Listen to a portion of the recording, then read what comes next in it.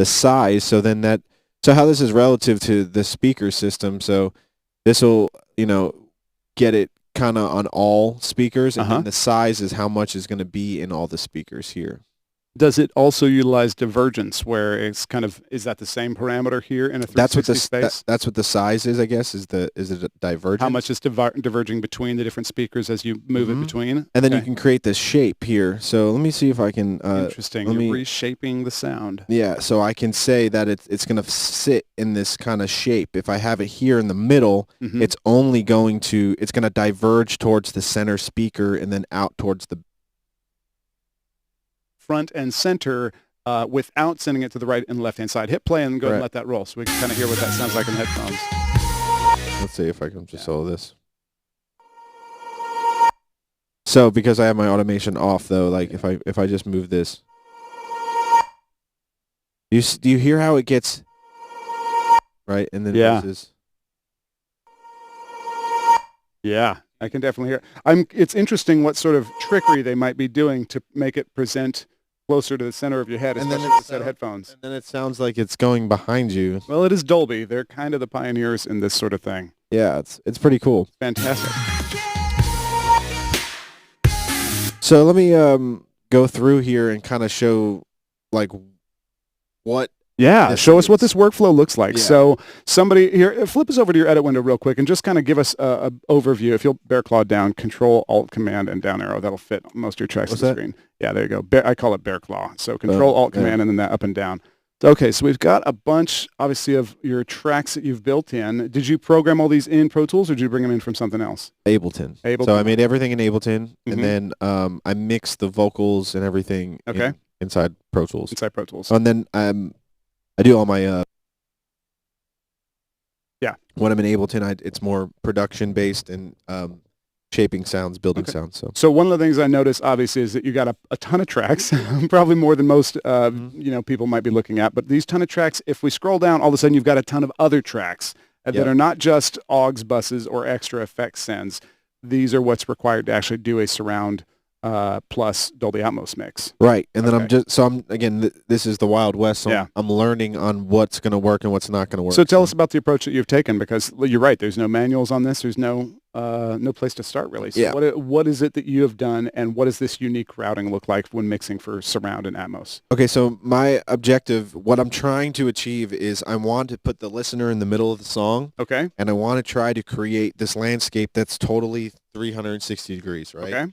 So you have to now think about how you're going to achieve that. Okay. What I like to do when I'm mixing in stereo is I use a lot of stereo imaging plugins that allow me to separate frequency bands and widen that or narrow certain things, so it kind of gives the perspective of depth. The illusion of it. The illusion of it, right. Do you have a chunk of this song that you feel like kind of represents that best that we could hear? Or like keeping the listener in the center of the action? Probably in this.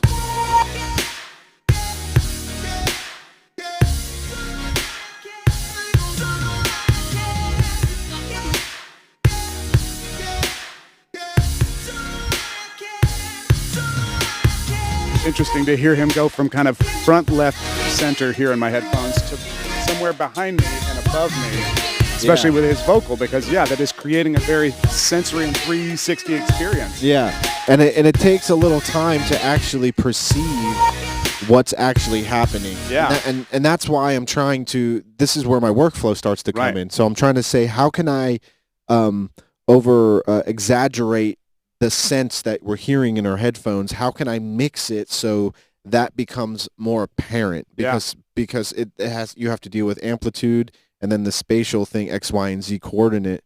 So why don't you start us with what kind of track would you like to start us with? That vocal obviously gives an example of a lot of movement around. How are you dealing with the day-to-day stuff? The kick drums, your snare drums. Where do you pan those? Well, you've got an entire space. So that's where it's less about. I'm finding less about the individual elements and more about the bigger picture. Okay, I want to mix into this giant thing that I make. Okay. So I want to make an environment that that I know where the spatial elements are. Like, for example, I have a front reverb, a middle reverb, and a back reverb. Can you click on that and kind of show us what that looks like? Right. So, but now I can't get ahead of myself, Okay. right?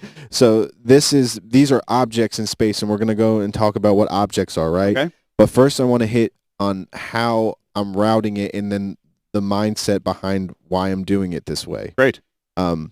So I'm sending everything to, so from the individual channels, right? So for example, the reverb, we'll just start there, easy example. Okay.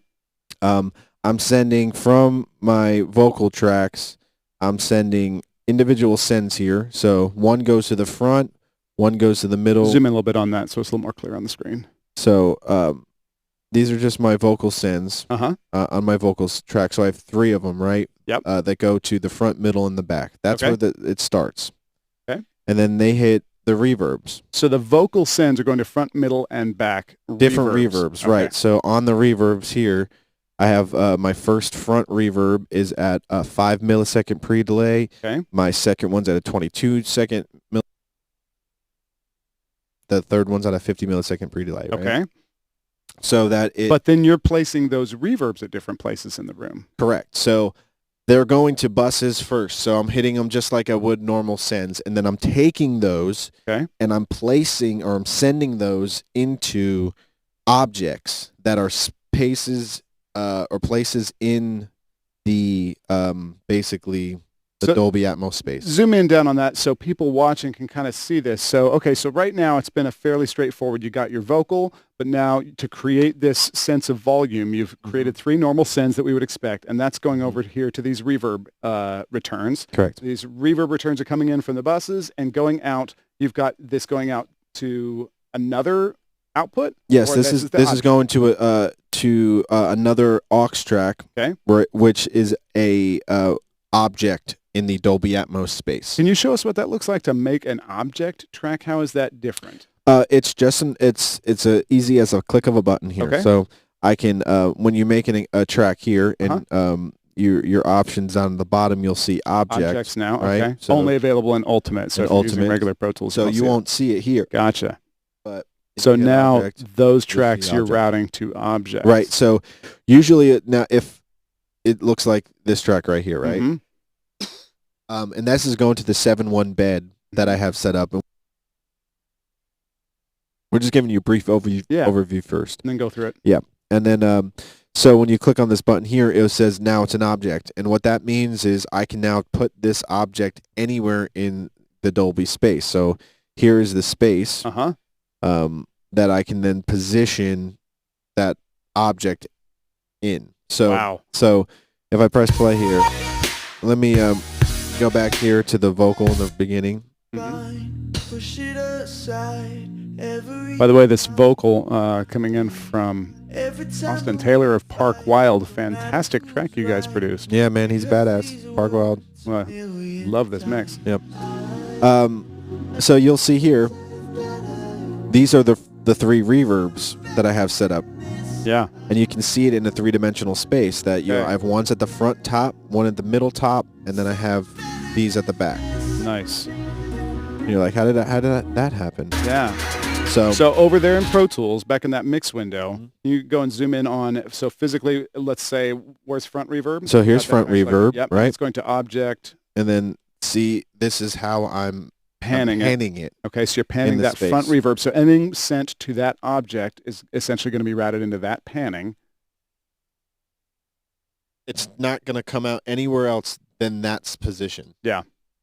In space. It won't go out any of the other speakers, basically. So then that essentially is then routing it to the object over in the Dolby window. Correct. So then this goes out, you flip over to Dolby, and that object shows up. What was it? Object number what? That's object number 1. Okay, and we see it lit up right there. So here, I'll go ahead and mute these, and then we can go back. So you'll see that's just the front reverb right there playing. Yeah. When the vocal comes in. Here, I'll go ahead and go back to the beginning. Try to pretend that we're fine. Push it aside. So those are the front here. Yeah. Every time that we fight, don't matter. And I'll go ahead and solo the vocal real quick. Rehearse these words a million times. Okay. Try to pretend that we're fine. Push it aside every time. I got a solo safe. Every time that we fight. Solo safe. The friend of the Ong's return. The friends of the Ong's. Try to pretend that we're fine. I got all these delays set up. That's a lot of delays. Are you doing the same thing with essentially making objects for delays? Yes. So that specific delays show up at different points in the room? Yes. That's awesome. So instead of, okay, so look. Same Delay, thing. Quarter note delay. Yep, half note delay. So if you'll flip over there real quick, flip back over to Dolby. So essentially then when you're sending to a specific delay, that is showing up here as one of these objects. Yep. And then when you select that object, do you select it and then you place it in the space? No, that's what the panner does. Okay. So this is, I'm panning these objects to be in a specific place. That's what the panning does. Okay, that makes basically, sense right? And then I can move those objects anywhere in that environment. Can you kind of show me what that looks like? Making sure that I know that this was a difficult concept. Anthony and I recently sat down at Belmont University's studio manager, Dave Warburton, and he kind of showed us what the amazing stuff those guys are doing with Atmos mixing and stuff there. So it's a challenging workflow because obviously it requires a new kind of high concept way of approaching mixing, but you've got a lot more options. Yeah, and I think we should maybe not dive too much into the technical thing of what's going on. No, probably not. That would not come across. Yeah, very well. Versus let's talk about like just the theory of what you can do. Yeah. In the mix of how you approach mixing, because I think there's everyone's like I could teach you how to compress all that stuff, right? Sure. But about now creating an experience for the listener, right? And what you need to do or how you could think about approaching that with a tool like this. Yeah. Right?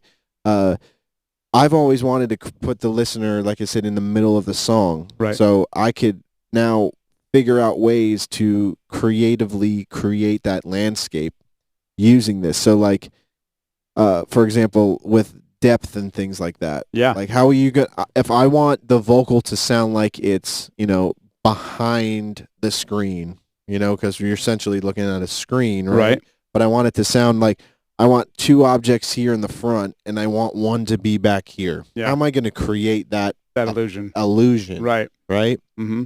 So I've been trying to experiment and figure out a way to do that, right? So you have, objects is a one possible way to do this, right? So to go back a step, let's talk about the 7.1.2 bed. Yeah. Right? So this was one of the things that I think was clarified most to me when we looked at this recently, is that it still is basically an approach where you're making a bit of a traditional surround mix. Not 5.1, but mostly 7.1, 7. Center right, left surround, right surround, overheads, and maybe a sub. Yeah, and the LFE, yeah. Yeah. And so you're still doing that, but now you also have this additional option to create all these objects, aka locations in space of whatever size and location you want around you. And now you can send specific things or, of course, a submix of things to that object as well, which creates a ton of creative possibilities. Right. Yeah. Right. You can have something, say, when you're, because it was based off of a movie, so if you're looking at a screen and you see an object in depth through the screen, you can make it sound like it's out back where the picture is, and if it came forward to you, you can make that feeling through the speakers. Okay, so take us through the 7.1 bed that you were talking about. Okay. So I'm Italian. I talk with my hands. It's very difficult to show on a screen. Yeah, there's no hands. There's no hands. Right. So okay. So this is your 7.1 bed bus. Yeah. Right. And then what I did was I made master faders for each one of the channels in the 7.1 bus. Okay. Right. So I have a left and right channel, an overhead channel, a center channel, LFE channel, left surround, right surround, left rear surround, right rear surround. Now, just as a heads up for anyone coming from a traditional stereo mixing background, for a lot left and right. Mhm. That alone seems like a substantial jump, I think, to suddenly be dealing with that many parameters or that many places they could pan their mix. Yeah. But that's what you've done, and I think that's a fairly straightforward concept. Instead of panning just to the left and the right speaker, you can now pan it between actual physical speakers located around a space. Yes. And so like when for example, here's the 7.1 panner. It looks just like the object panner. Right.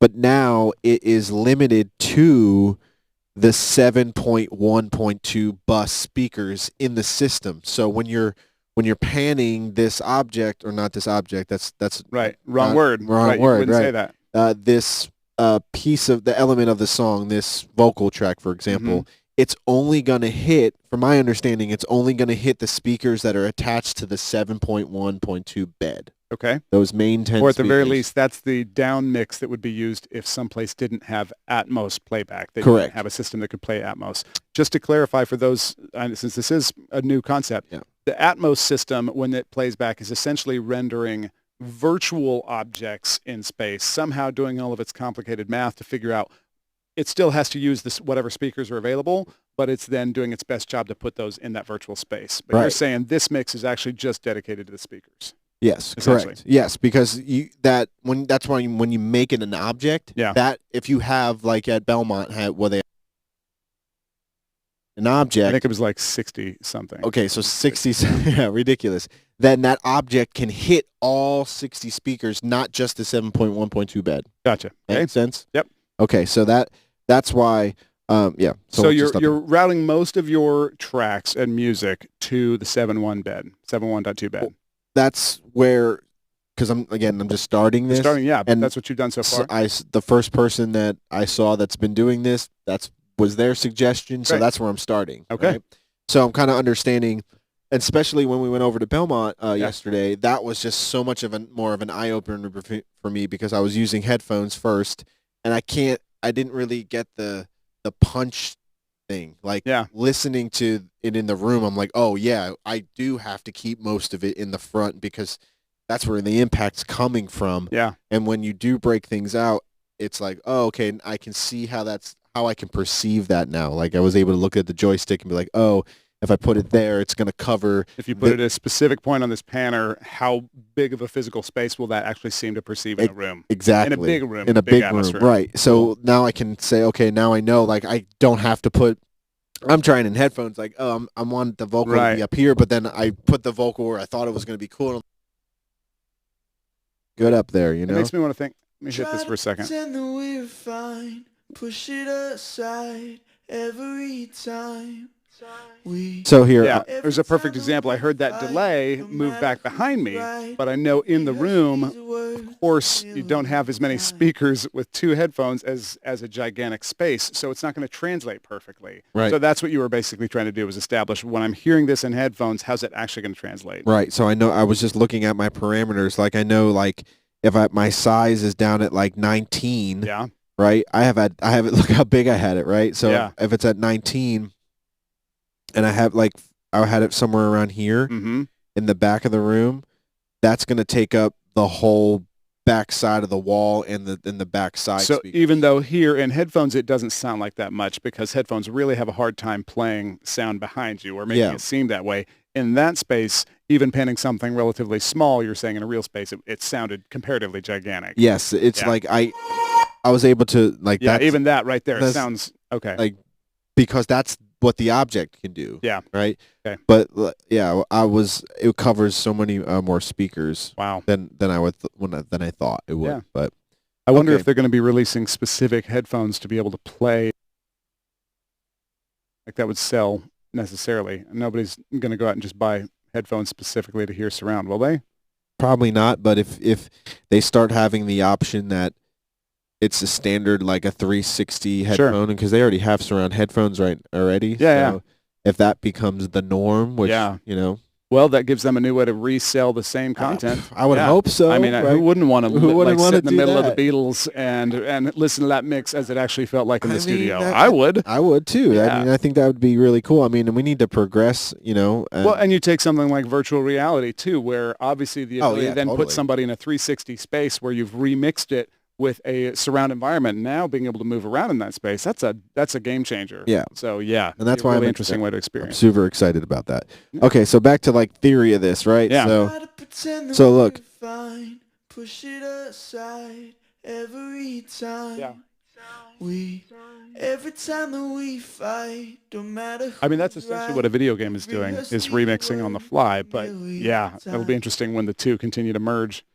And this is really kind of the most merged they've become, video games and music mixing. So you can also send individual channels here to different parts of the bus. So, like, if we go down to the kick real quick, right? Let's go down here. Try to pretend that we're fine. Push.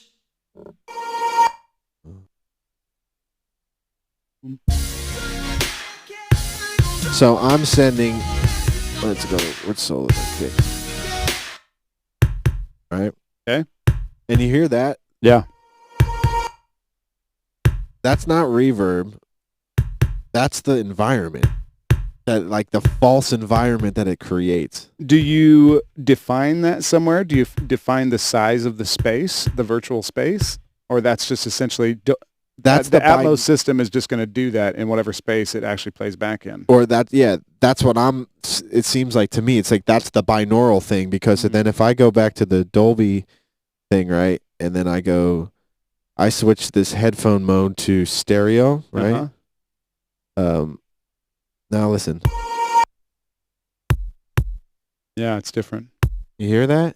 It's like, that's the mix. So you kind of got to go back and forth, and then if I make this again binaural. Yeah.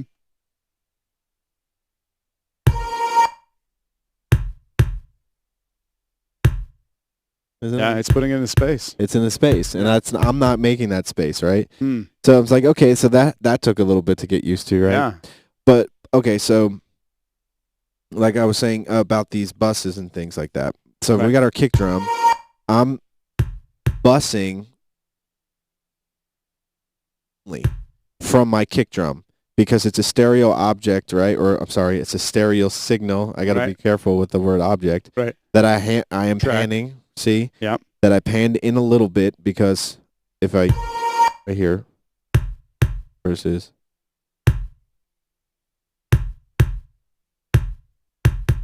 let me mute this center channel.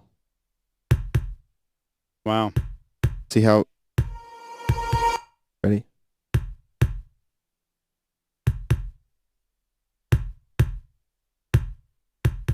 Farther away, right? Yeah. Then here. It's interesting. You made the point earlier about how this suddenly changes the way you mix, where instead of having to use EQ to carve space, suddenly you've got space to carve space. You've got it's like it's positional, right? So I'm using this. I can bring it closer to you, and it'll sound louder. I'm curious about how that folds down. How does that fold down to a stereo mix? I know, right? So that's why when I flipped over to the other mode, right? So it's like it sounded still like that. It sounded like a kick, but it doesn't sound like how that one kick sounds in the space. So it's like, I guess it's going to be a balance between checking that, or maybe then if I'm doing it on real speakers in a room, that becomes easier, because then I could feel the speaker and I can feel the positioning versus me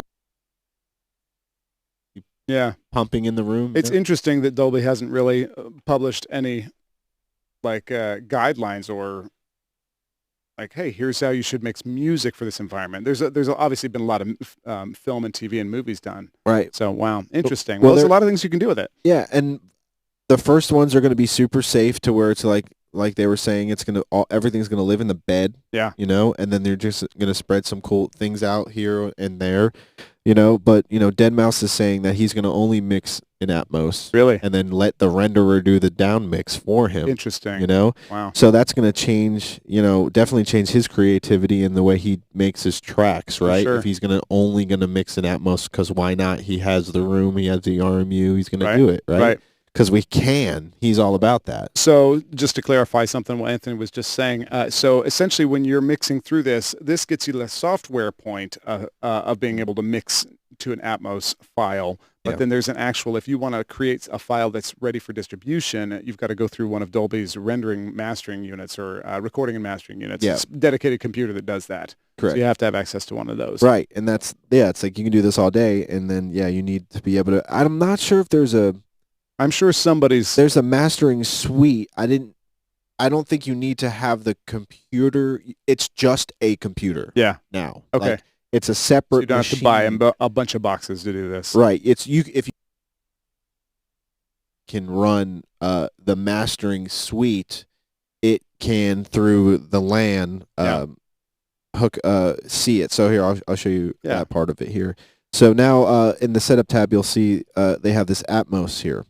So because I'm running it says RMU host, I'm running it on my machine itself. Yeah. So that's my local. But if I didn't, I would be able to type in its IP address, or if it was on the same network, it would automatically recognize it. Show up there. Yeah. So so that's connecting it to the Atmos rendering software that Correct. you've got right there, or this Atmos routing software. Right. That's basically what this is. This is render. Yeah, and you would need the mastering suite then to be able to then print Your master stems, objects, tracks, files. What do they call it? Exactly. So it's like, what does that mean? It's like you have to print the 7.1 bed, and then in movie world it's effects 7.1, music 7.1, and then the dialogue 7.1. So I'm going to approach it that way too. Just like that's what I learned from yesterday. Yeah. To see what the deliverable for the movie was. Yeah. And to understand, okay, so one bus for all those separate things. So you can see here, I only have one 7.1 bus set up right now. That means I need two more to where I should have all my vocals going through one. I should have all my effects going through one. I should have all the instruments going to one. Similar to how I was, I approach just mixing the music in general. So I started this session. I didn't start it as a fresh Atmos mix. I pulled up my mix and then started rerouting and just started to reroute it. Right. Yeah. So now as I'm going, I'm learning. Okay, so now I'll probably make a drum 7.1 bus or a 5.1 drum bus, right? Okay. Because if I just needed it to be, you don't need to go the drums to go the overheads, right? So I can, you know what I mean? If the drums are not encapsulating me, I don't know how it will. Or just how to creatively use the panner, to be. I could then make a 5.1 bus, do panning, and then send that 5.1 bus to the 7.1 bus. It's incredible what's going to be possible with that. Yeah. So okay, so show me a little bit more about some of your creative use of delays. We started on that earlier, but I'm really curious to see what you've done there. Cool. So let me actually find a little spot that has.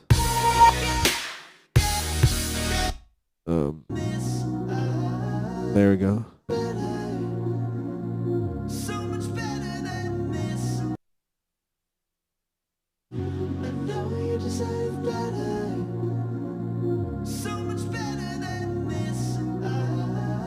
So many tracks. There's a lot of tracks. Just trying to find the vocal. These.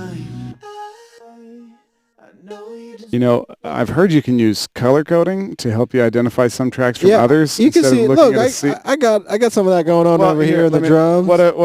I'm crazy here, but if I were to open that up and hit this bad boy, boom! Suddenly, I can visually tell without having to read all these tiny little guys here. I can tell these guys are related. Now, that's assuming they are. I don't know if they are. They may be. Maybe. Organization and session workflow. Yes. Really? Anybody want to be my assistant and learn how to do that? Because I don't want to do that anymore. But you should learn how to do that, because that will get you a job. It would definitely help. It does help one find a track. Okay, so here's the delays. I know you deserve better. So much better than this. I know you deserve better. So much better.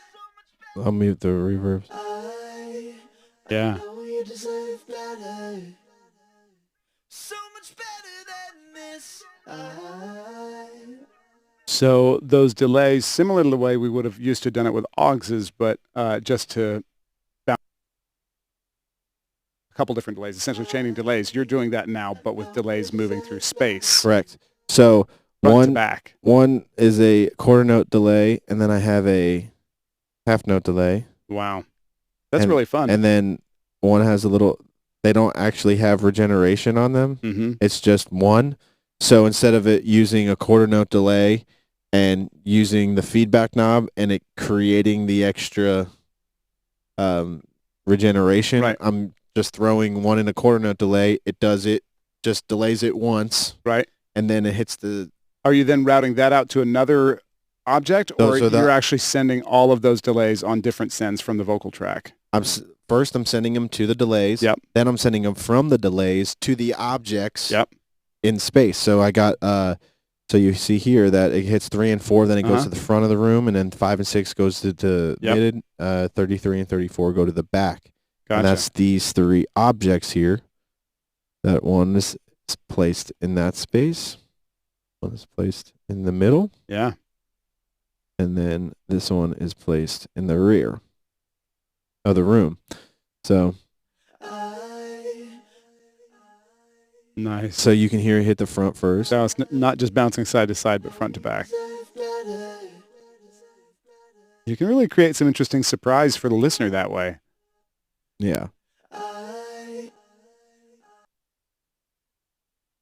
Yeah. So that's kind of the things that you can do and how you can approach that, you know, to kind of just create a space. So I was talking with some students today about mixing, and we were actually talking about auxiliary sends and returns. So this concept of changing those over time in a mix is part of what makes a good mix interesting and able to be listened to over and over and over. And I started by saying, hey, how many of you have a favorite song that you've listened to at least 100 times? And everyone in the room has a favorite song they've listened to. And I said, why? And some said it's a great song. Well, that's true. But I said, why don't you listen to covers of that song 100 times? We're like, well, because you always hear something interesting and new. So you have always been somebody that's made interesting mixes with a lot of intricacies and little things to hear that just grab you, time after time, at least all the songs of yours that I've heard. So what are you most excited about this in terms of being able to change the way you mix? I like for more of those layers and surprises. Well, it's where you can actually feature these layers now. Like I can put you, like I was saying, inside of the mix. So if I want the kick drum to be in front of you, you got that, and I can have my vocals over here. But like, if you're having like background vocals, you can make it sound like it's over to the left of you and above you, or to the right and above you. So with that creatively and of a dynamic of the song, like Billie Eilish released her stuff in Atmos. So like, I want to hear what they chose to do, like, because some of that stuff, it's so minimal, but you can create, there's so much space then to create this whole environment. Like the reverb throws, when you hear like a snare drum, hit, and you got this reverb, it's like you can make that reverb move in a way, you can actually, instead of it being a flat reverb that you're simulating going in space, it's like now you create that space. It's funny because I can already hear us talking about this like stereo is such old news that even though everything is still being done that way, it's like, oh my gosh. Mono, well, I mean, but you think about that must have been similar to when we shifted from mono to stereo, 40, 50, however many years ago. Well, I mean, a lot of engineers at the time said, stereo, you don't need stereo. And when they went from vinyl to cassette or to tape and vice versa, everybody's like, I'm not sure. But then once you have the abilities, it is hard to go back. Yeah. So it'll be interesting if Universal's Experiment or any of these others, really take off with releasing songs in an immersive format, but people can get the convenience of wearing headphones and still get that immersion. Yeah. And that's where I think the creativity,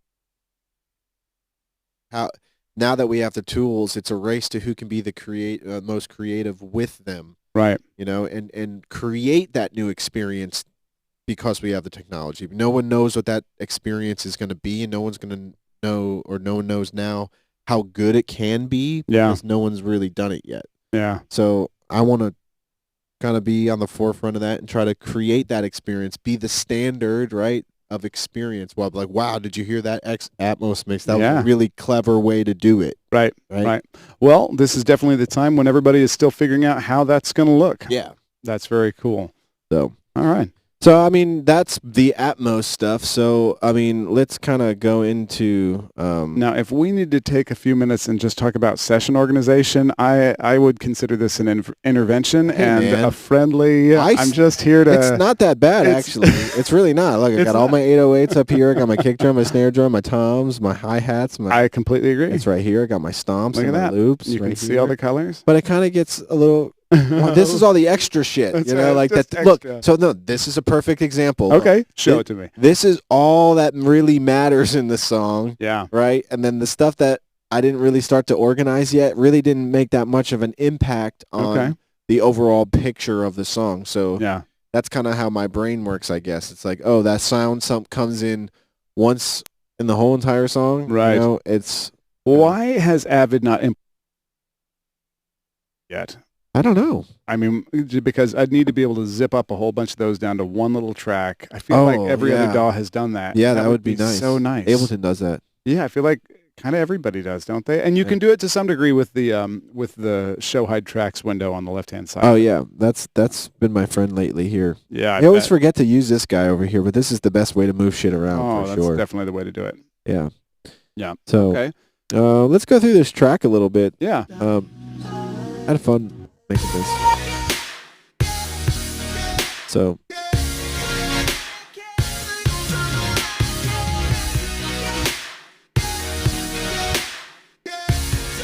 let's listen to the elements in this this hook here. So we got this drop synth, right?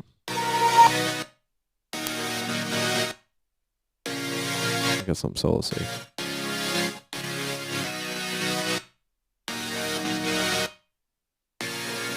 That's my drops, and then I got there's this other bad boy over here. Let's see where those are. Got some lower synths. These guys.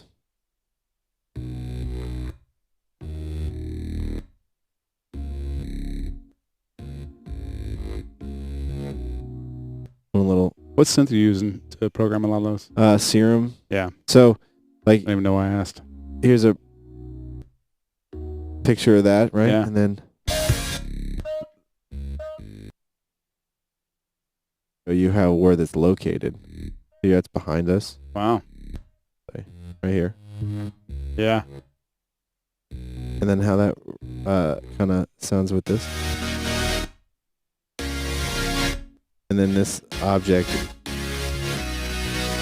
So the sound sounds like it's like I wanted it to, like in the stereo version, right? It gets with the sidechain stuff, it gets lower in volume and then it pulses up louder. Yeah. So what I did Wow. with the panner is I made it sound like that, but then come out at you in space. Yeah. So that's the type of stuff that you can do with the Atmos. Is you can, I wanted it to sound like it's pumping and then coming closer to you in stereo, but you can only do that with amplitude. Now you can literally in space bring it from behind, in front of the screen, right in front of your face, and back down with the panner. So that was a really cool thing to do. Heck yeah. Had fun playing with that. Sounds so cool. So it's obviously going to be something too where the higher the quality your headphones, the more you're going to be able to hear it. Yeah, Hear those differences. I would think so. Yeah. A couple of garbage earbuds and you're not going to pick up a lot of the depth and sensory cues that tell you where the stuff is and as it's moving around through space. Mm-hmm. Yeah. I want to solo these drums real quick. Let's see.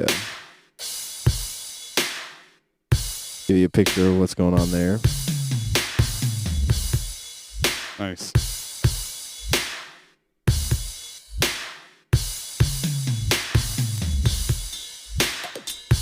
I like that. The movement in that one.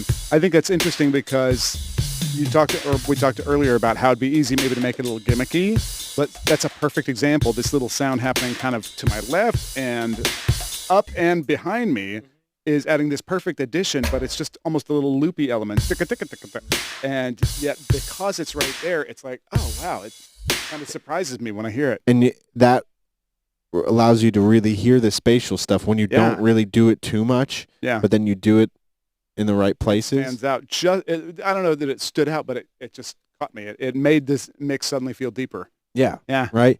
So like with the let's see these ride cymbals over here. Yeah. You get that sounds like it's over here.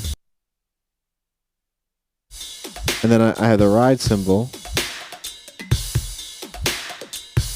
That also is in the back. So that's like, so if you had your drums here, right, in front of you, and then I could have the ride cymbal come in back there, or, you know, or the hi-hat. I was kind of hearing it up and over to the right, but above me and kind of center. Right. So this is where it's going to, I now that I kind of know the panner a little bit better in space, that probably in the room is going to sound weird because it's harder to perceive it in the headphones. Right. Well, I'm imagining if you're doing an Atmos mix in headphones, you almost have to err initially towards keeping stuff towards the front, because the farther you send it towards the back, the less consistent it's going to be going from there to some other playback system. And especially in volume and impact in space. That's true. It's gonna if somebody was sitting really close to the back of that environment in a larger space, then they'd probably get overwhelmed with it then. over that back information, Mm-hmm. So is there anybody watching us? Does anybody have any questions about like anything that's going on? Atmos. I'll be curious whether it's even possible for it to come over the line. Yeah.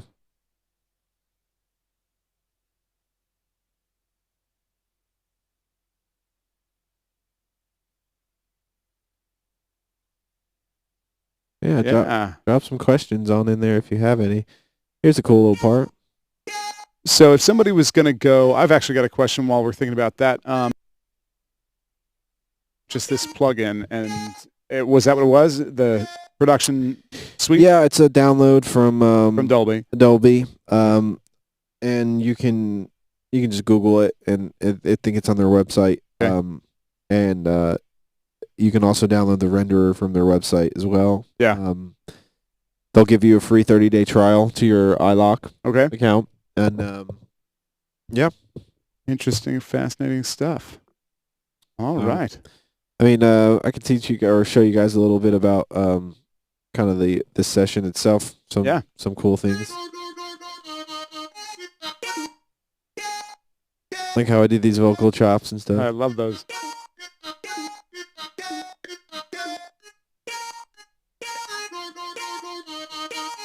And then you can even see the panner on this one.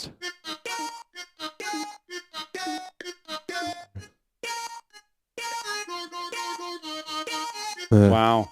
So what's that automation look like there if you throw it up on lanes beneath the track? Is there a way to bring them all up? Yeah, just toggle down the little automation lane, lower left-hand corner. Yep. And then you could just keep adding lanes. I'm curious what that looks like as they move around that much. Goodness gracious. That's a lot of parameters being automated. See, if this was Ableton, we can do this a lot easier. Don't let us do that. Yeah, it is not as easy. Yeah. Wow, okay, so yeah. I was moving the panner around, and I'm learning that too, that I'm going to have to either get like a MIDI controller or something. Yeah, to be able to physically move it. Yeah, it would be a lot faster. Yeah, it's going to be a lot faster than trying to do it by hand, that's for sure. Wow. But yeah, I'll have to bring this song in, and we'll do a proper mix down of this song too, because this is really cool. Oh, and then, okay, so another thing that I was kind of messing with is stuff like this. Mm-hmm. So this is one of my favorite plugins. And it's just part of that theory thing of how I'm going to approach mixing this. So this is a directional EQ. Directional EQ. Fuck yeah, this thing's badass. Okay, directional EQ. I don't think you've seen this yet on the program. So let me go to something, and I'm going to put it on, let's see. Yeah, I have it on the drops. And I'm going to turn this off. Are you automating something? Yeah, I'm going to turn it off, and then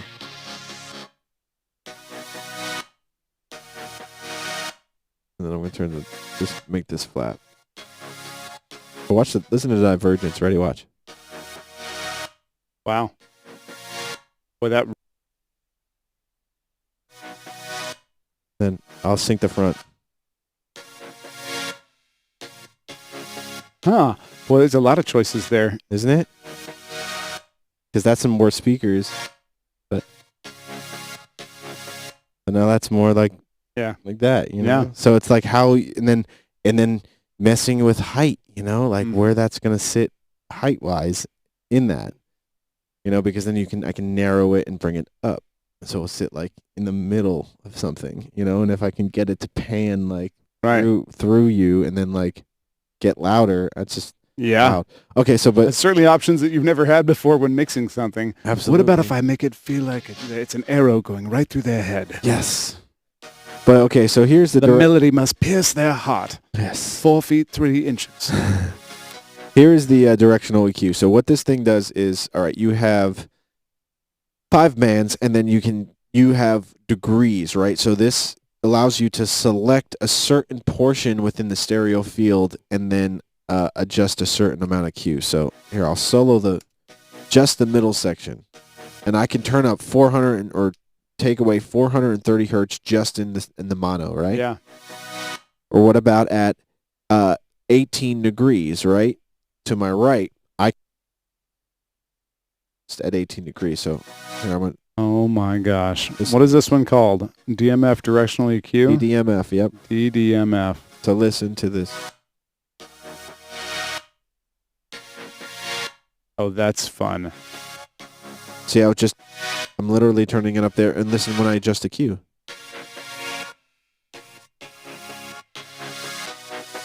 No wonder you love this plugin. I'll make it even more dramatic. Ready? So small Q. Right? Well, make it bigger.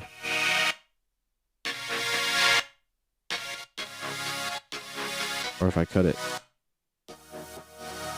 Wow. Talk about shaping and sculpting your sound. And you see how it's only at that point in space. In space, right? So then I'm thinking, okay, well, if I'm gonna place something in a space, then I can use an EQ like this to actually really get accurate in the positioning. Wow. Of that. Okay, so to compare, earlier you said, hey, we don't necessarily have to use EQ to give something a spatial sense anymore because we can physically move it around in space to these virtual objects. But now you're using the directional EQ to further refine where is within that space. Correct. because this EQ allows you to pinpoint at least the angle. Yes. Of it, right? Of course. Do you see now, like, where my mind's going? Yeah, I see why you're so excited. Because then you can say, okay, I can... You can really create immensely more dense or intricate or delicate mixes than you've ever been able to before. Because suddenly you really will have a lot more fine control of where something ends up. Where it ends up. In a way, this actually even gives you a little more control. I wonder why Dolby hasn't integrated something like that. Maybe they have a secret Maybe tool. they have an EQ objects. Yeah. I don't know. Interesting. Well, like this allowed, for me, I think about it in the depth of things. Yeah. Because in music, I love depth and space. And that's what our reverbs and delays are traditionally creating for us. Right. But with being able to put something in space, I can make something sound farther away, not only with amplitude and the spatial effect, but now with EQ in a specific spot. So if I need it to sound like a little brighter and higher up, I can boost the high end and it'll imagine that it comes up in the air more than something that's darker, you know? Wow. So it's really cool. That's really cool. I don't think I've ever even run across a directional EQ. But even in stereo mixing, this thing's badass because so I have my drop synths and I have background vocals or guitars that also share the same frequency range. So then I can say when they overlap at 18 degrees or whatever, I can just say, okay, let me cut a little bit of 2.5 out in those guitars so that that vocal can sit and shine through, you know? Yep. Same thing with the imager. That's why it's like I can spread out a sound, and then because I spread out 1.5K to 3K out 30%, it's more out, I can then go with a directional EQ and go towards it and turn it up, making it even louder and brighter, more present in that only space. out there. Right. Yeah. Wow. So that's a lot of new options. A lot of new options. So very cool. Yeah. So I think that's pretty good for today, huh? I agree. Yeah. Well, dude, I think that's number one. Thank you so much for having me on. No doubt. I really enjoyed it. It was great to see everybody out there in internet land, and for taking a quick look at the Atmos surround mixing environment for music and some of what you're doing there. Yeah, man, this is a lot of fun, and give us all a thumbs up. I love having him on the program. If we can get more of his time, which he's making for us, I'm working on it. He's the man. These will get a lot more interesting because us two talking, we can just sit here and talk all night about this shit. So we've got the rest of the day. So let us know. Give us a thumbs up and let us know if you guys want to hear anything geeky in the future, and we'll tackle it for you. Running across this later, we'd love to hear and make more stuff that's useful for you and answers your questions. No doubt. Okay, cool. Falcone here from Helping Our Music Evolve in East Nashville, Tennessee. Have a great weekend. Out. Bye. Roll this music one more time for y'all. This is wherever we'll get the cheers and we'll have our own outro music. Yeah.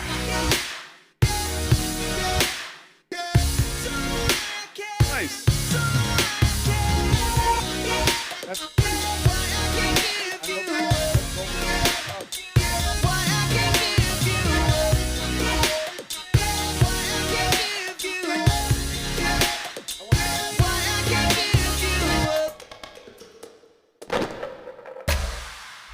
Try to get in my car, but I can't drive.